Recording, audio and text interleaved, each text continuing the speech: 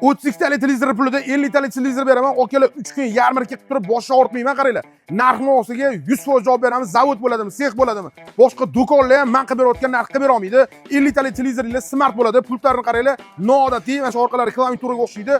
Xullas, pultlargacha jo'stikli. 70 bilasizlar, o'zi kurtoy model hisoblanadi. Ekran zashtasi bor. 50 tali televizor 8 million 600 ming so'm sotilgan.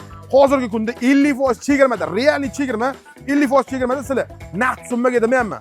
4 million 299 mingni bo'lib to'lab bersanglar bo'ldi. Jami summasi 4 million 299 ming. Naqd sotayotgan pulimdan ham arzon qilib beryapman. Shu pulni 12 oyga 358 mingdan bo'lib to'lab bersanglar bo'ldi.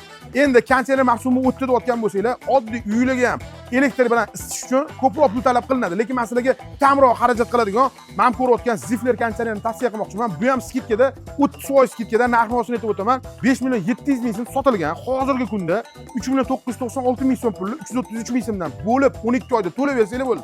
Odamlar 30 oy, 35 oy turib arzimagan pul aytyapti. Zato siz 30 oy, 40 oy aniq qarz qilib qo'yishyapti. Mana sizga haqiqiy bo'lib to'lash sharti. 1 yil davomida uzib olsangiz bo'ldi. Xo'p, men ko'rayotgan kir mashinalar 40% skidkada narxini aytib o'taman. 6 kilolik hamma funksiyasi bor. %100 javob beramiz. Garantiya 10 yil motoriga o'ziga 3 yil kafolat beriladi. Qaranglar. Mashina narxi 4 million 990 ming so'm edi. Hozirgi narxi 2 million 990 ming so'm. Xuddi shu pulni siz 12 oy davomida 249 ming so'mdan to'lab bersangiz bo'ldi. Bundan ham ko'proq ma'lumotlarni pastdagi raqamlardan olsanglar bo'ladi. Bizani Olmaliqda, Yangiyo'lda, Bo'kada filiallarimiz bor. O'sha joyga borib turib, bir dona pasport evaziga xuddi shu ko'rayotgan mahsulotlarni oformib qilsanglar bo'ladi. Bundan tashqari mebel, gilamlarga ham katta chegirma ketyapti. Ularni ham bir dona pasportga xarid qilsanglar bo'ladi. Men aksiya qo'ysam, aksiyani 3 kunga qo'ymayman, qo'ysam bir haftaga qo'yaman. Aniq bilib olinglar, 15-oktyabrda 20-oktyabrga qadar aksiyamiz davom etadi. Sizlarni do'konda kutib qolamiz. Ko'rganda ko'rishguncha eng zo'rini siz bilasiz.